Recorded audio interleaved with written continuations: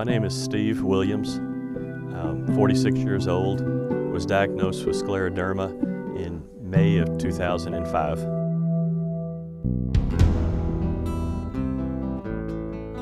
My name is Sheena Shaw. I'm 24 years old, and I was diagnosed with scleroderma in October 2005.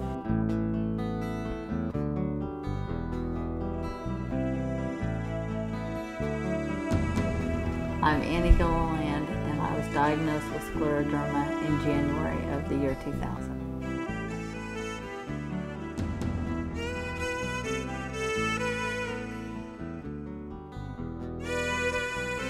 I'm Tracy Wheelis, and I'm 38 years old. I had symptoms of scleroderma that began in the year of 2000, and I was finally diagnosed in 2004.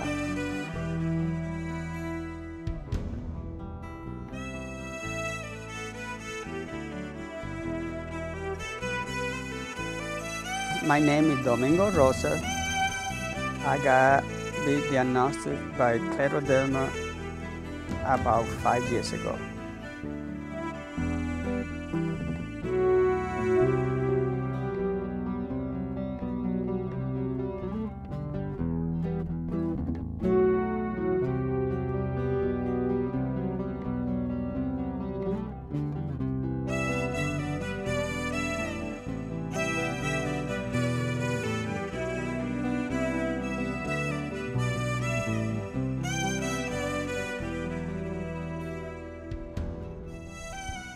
Hello, I'm Keith Sullivan, a physician at Duke University Medical Center and the principal investigator for the SCOT trial, SCOT, scleroderma, cyclophosphamide, or transplantation.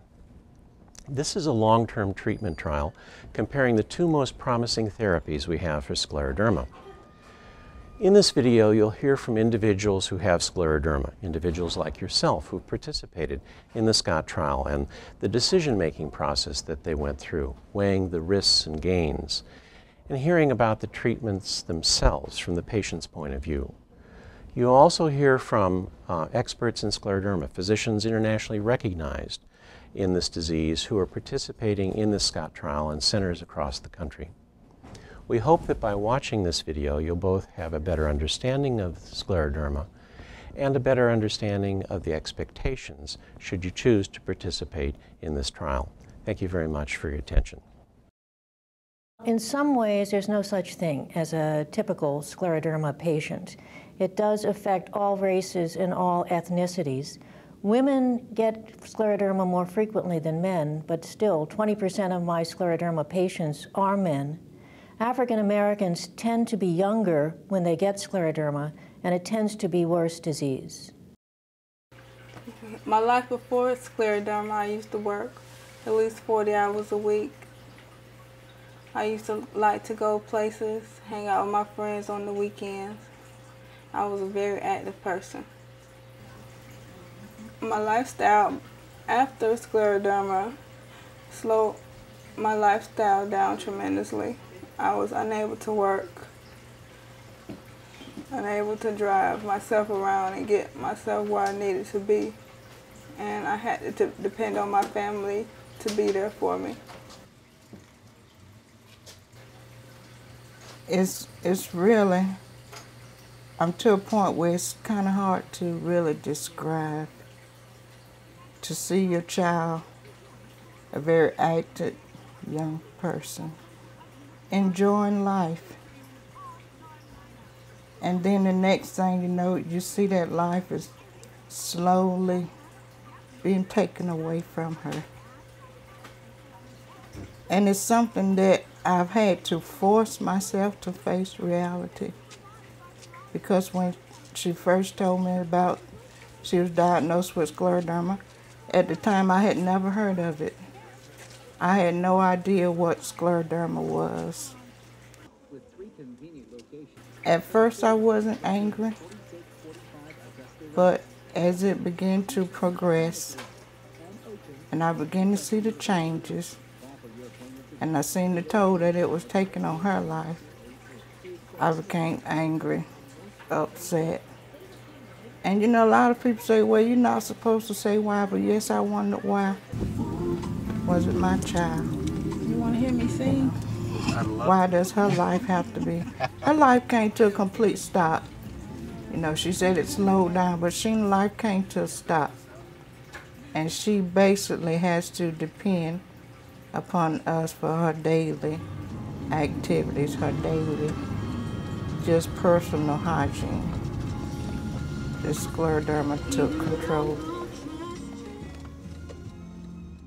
But you're feeling okay? Right now, I'm in You even feel like you're pool doing better? therapy, and it's very relaxing being in the water. The water is 96 degrees, and it relaxes my muscle and joints to where they can extend and stretch to where I could stand it. The main things that we're trying to do for Sheena is to improve her mobility. We're really working on her sit-stand and her walking.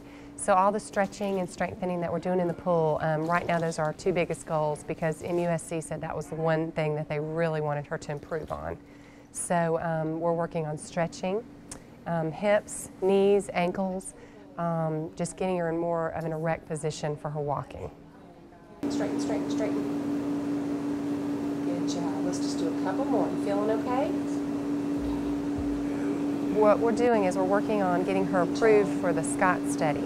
Okay, before we do the other arm, I want you to do your crunches, okay? Make that stomach work. I'm going to go around on the other side. The pilot study of systemic sclerosis is a study in which patients get their own cells back once they've been taken out and after their immune system had been essentially killed. The pilot study is important because it was the first use of stem cell transplant for systemic sclerosis.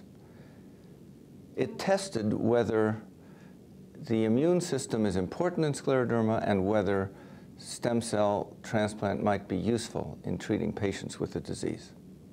We decided to go ahead with the study, the initial pilot study, after a little bit of research and a couple of visits out to Seattle to talk with Dan First and Dr. Nash.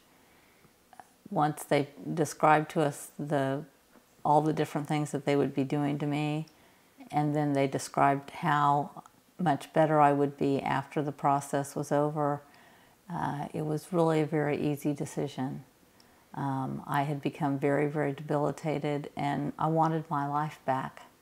I just didn't want to be that way. I didn't want to be limited anymore. I wanted to be with my family and be around for my kids and watch them grow up. And so I was willing to take the risks that they laid out for us, and they did a very good job of telling us what was involved with that. In February, when Dr. First told Ann that she had a 50-50 chance of surviving, and she told him, if I survive and I look like this, I don't want to survive. I was happy that she had made the decision to move forward. She was already pretty advanced when we saw Dr. First the first time in February. But by the time we actually got to transplant, which was almost a year later, it was in December of that year, she had become so debilitated, not only physically had her skin scores progressed and her skin had become much tighter, but her lung function had started to deteriorate to the point where it was only about 30%. Her lung function was down to about 30% of what it should have been, and she was deteriorating rapidly. So I was relieved when we finally got to the transplant process, and it was a go when they said it was actually going to happen. Cytoxin is a form of chemotherapy. It can be given either in pill form or monthly IV treatments. It's used in the SCOT study as the standard of treatment arm. People who have severe scleroderma, particularly with lung involvement, will be given monthly IV Cytoxin treatments. I was trim carpenter and cabinet maker for trade. I play Salasa golf. I do a lot of fishing. I love to play with my grandchildren. I also do a lot of work, 10 hours a work day. I started Cytoxin in September 2005. Of course, we learned of it at the same time, so it was about 5 years ago from his rheumatologist. And we didn't know anything about scleroderma, not many people do, so we did a lot of research on the internet about it.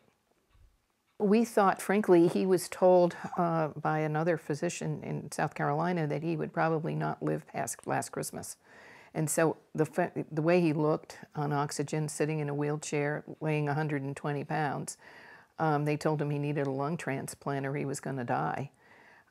And really, we just didn't think he was going to make it at all. Well, it's had a major impact on our lives.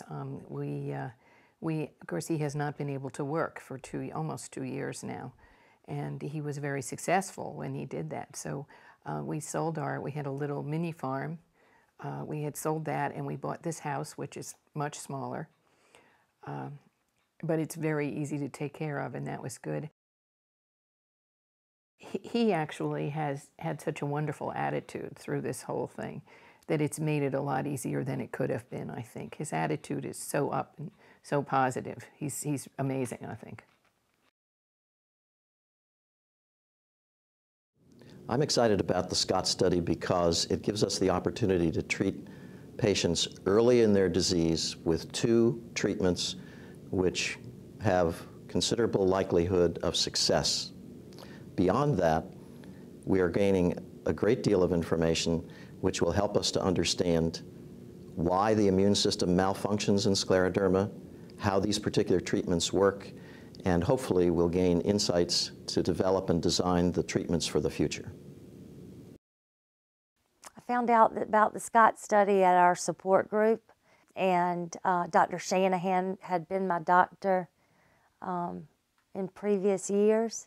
And so when I heard that he was going to be at the support group, my husband and I went to hear about the study, and we left there just very hopeful and excited. I decided to participate in SCOT because I wanted the doctors to learn as much as they could about the symptoms of scleroderma and how to treat it in all patients, including myself. I was very nervous about the randomization of the SCOT trial because I had gotten my hopes up that I would be randomized to the stem cell transplant. However, I was a little bit nervous about the Cytoxin side of it because it had caused my bladder to hemorrhage. So I was very apprehensive of taking it intravenously. But this study, they have it set up so that there's a drug that they give you that can protect the bladder. And so once I heard about that, I wasn't nervous at all about this treatment. I have already had 3 infusions of Cytoxin in the trial, and I have 9 more. The hardest part of the SCOT trial is the time that it takes to run the tests and the doctor's visits. But to me, that's just a small piece of the puzzle. And I feel like that if I can help anybody, then it's all worth it. Stem cell transplantation for scleroderma actually tests several things. Importantly, it tests whether the immune system is important in the disease, because we totally abrogate, get rid of the immune system, and then see if reconstituting the immune system in the presence of scleroderma allows the patients to improve. After getting scleroderma, some of the first things I really had to do different was giving up doing my yard work, cutting grass. I just didn't have the energy for that. The fatigue was one of the first symptoms that really kind of started altering the way I was living my life. A lot of concern during the early months of getting the disease of what the heck was going on, and anxiety from that of not knowing what this was and what was happening and what the future was going to be. Some relief once I got diagnosed and knew what it was, but then the real reality of what the potential long-term prognosis was a bit overwhelming as well, which probably leads to a lot of why I wanted to enter the SCOT study. I've tried to do a lot of reading myself on scleroderma so I'd be an informed patient. Learned that not everybody with scleroderma is going to have the type that affects the internal organs, but since mine was affecting my lungs already, I got very motivated to want to do something, because what I was learning, reading about the lung disease just didn't sound good. And having a son that's 13, really want to be there. Primarily, as I was trying to decide about participating in the SCOT study, the primary person I talked to was, of course, my wife.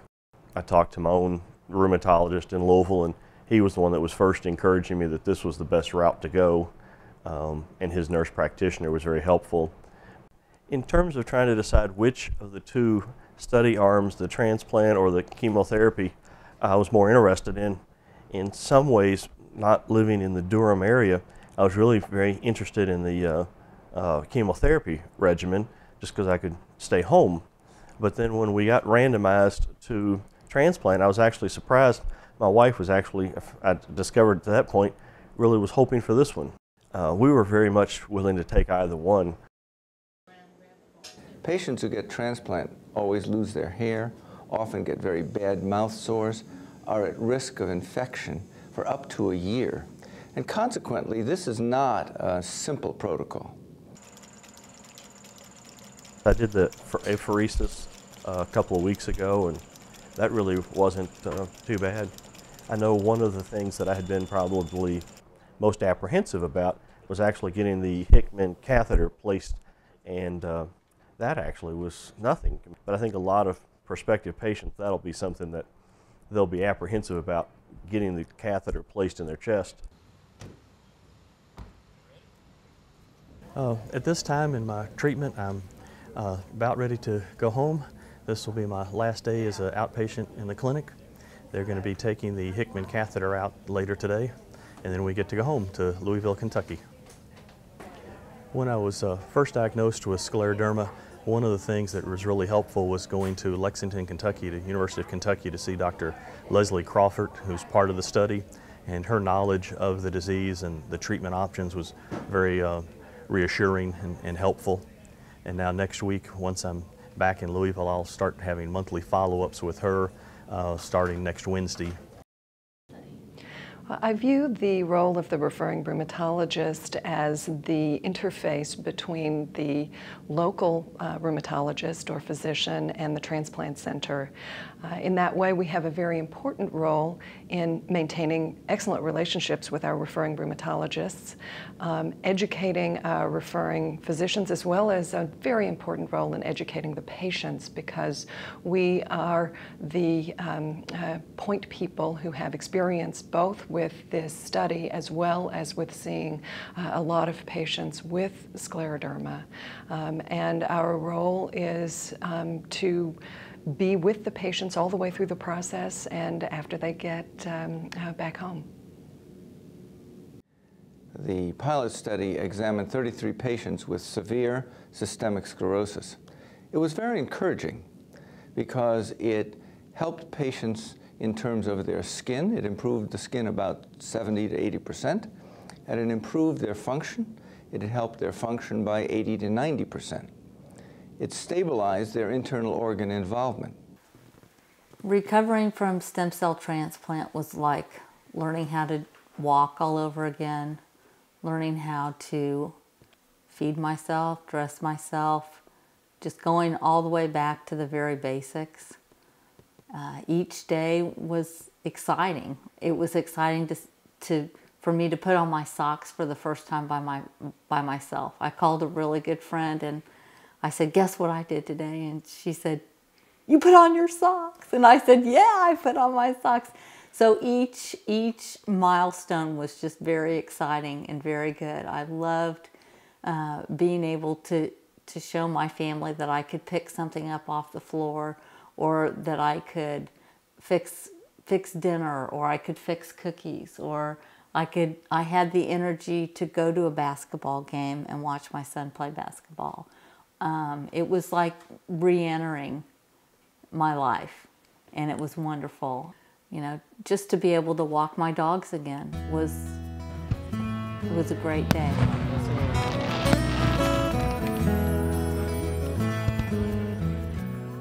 Many lives can be taken over by scleroderma. You've heard the story from Sheena Shaw's mother about the disease taking the life away from her child. These are pretty powerful stories, but they're also stories of hope. Because with biomedical research, we hope to bring forward new advances in our understanding of the disease and effective therapies. And that's the promise of clinical trials. To bring forward effective new therapies so that we can make advancements built on what we've known from other patients participating in clinical trials. On behalf of hundreds of physicians and nurses, technicians and researchers across the country who are participating in the SCOT trial, we thank you for your interest and potential participation in helping us move forward and improve the outcome for this dread disease.